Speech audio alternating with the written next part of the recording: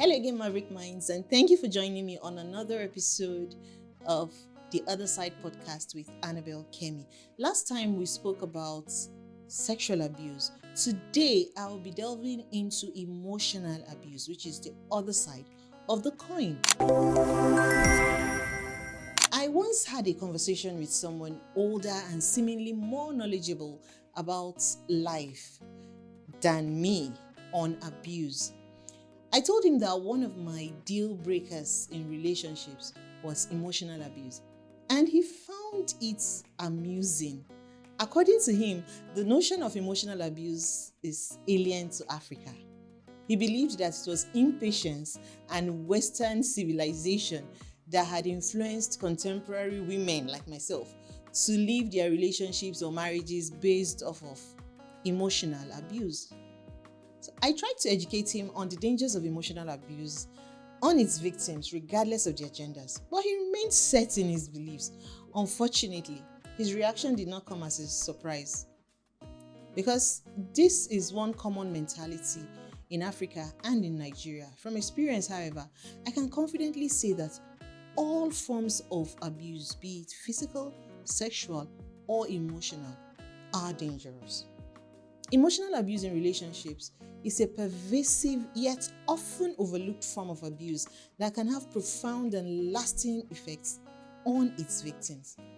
Unlike physical abuse, emotional abuse leaves no visible scars, making it harder to recognize and address it.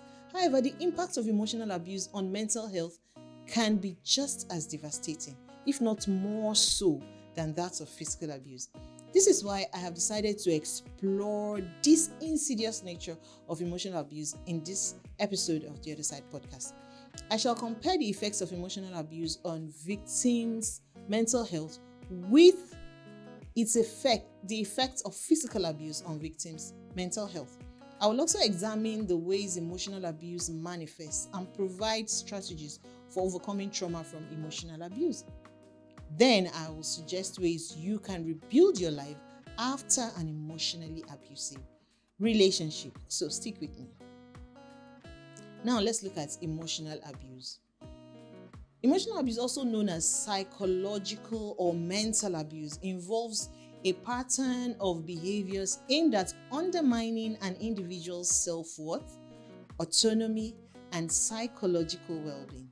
It can take many forms, including verbal abuse, manipulation, gaslighting, isolation, control, and intimidation.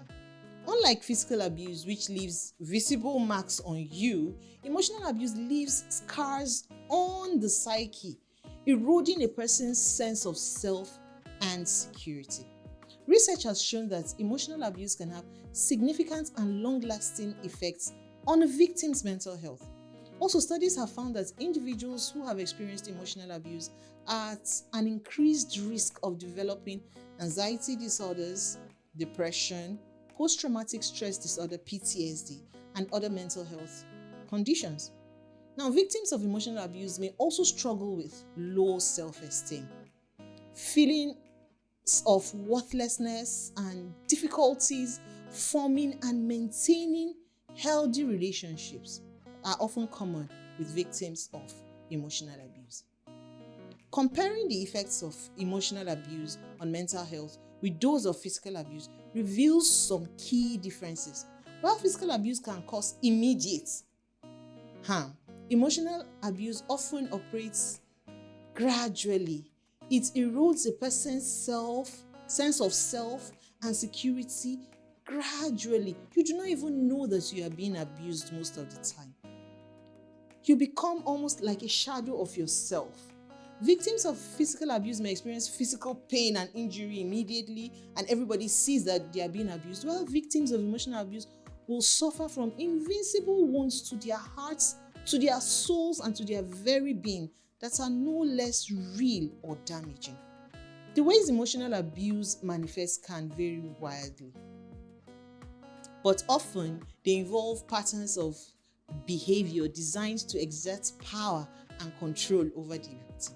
Verbal abuse such as name calling, insults, belittling you is a common form of emotional abuse. This is rampant in workspaces and in relationships, particularly marriages, and they undermine a person's sense of self and your self-worth. Manipulation and gaslighting involves distorting the truth, manipulating perceptions, and making the victim doubt their own sensibility and their sanity. Isolation is another tactic used in emotional abuse, in which the abuser seeks to cut you off from sources of support and validation from your family and friends, such that they leave you feeling isolated and dependent only on them. Control and intimidation tactics may also involve monitoring the individual's activities, restricting their freedom, or threatening them with harm if they do not comply with the abuser's demand. These behaviors can create a climate of fear, toxicity, and anxiety, and it further undermines the victim's mental health and general well-being. Now, overcoming the trauma of emotional abuse and rebuilding one's life after an abusive relationship is a challenging but essential process for healing and recovery. Here are some strategies that may help individuals who have experienced emotional abuse. First, seek professional help. You cannot do it alone. Therapy can be a valuable resource for processing the trauma of emotional abuse, building self-esteem, developing healthy coping strategies. A therapist can provide support, validation, and guidance as you navigate the healing process. But first, you have to leave that environment or situation. So how do you do this? You establish boundaries. Set clear boundaries with toxic individuals and learn to assert yourself. This will help protect against future abuse and rebuild your sense of agency and autonomy. Practice self-care. I always talk about this.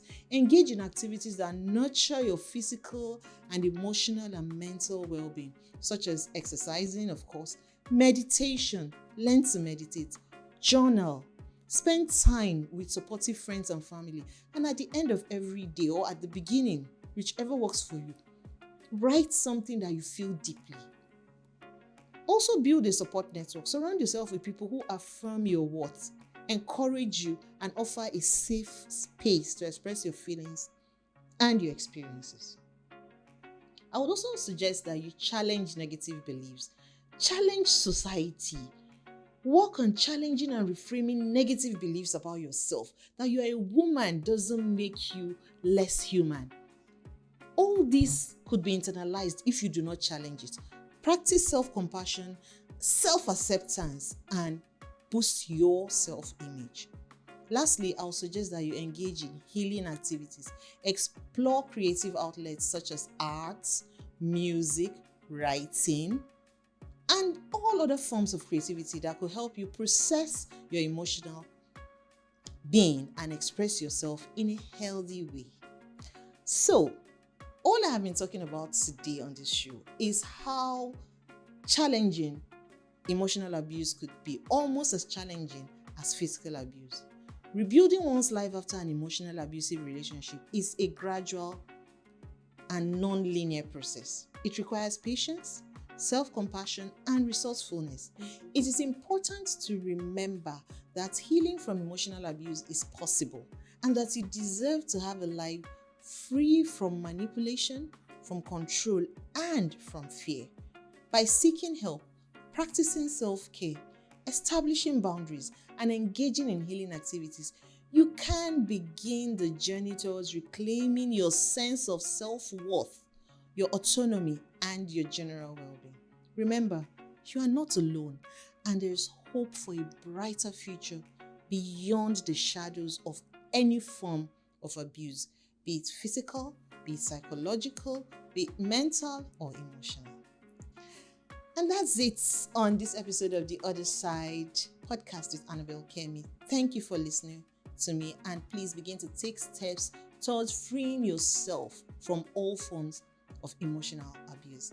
I love you. Let's do this again next time. Bye for now.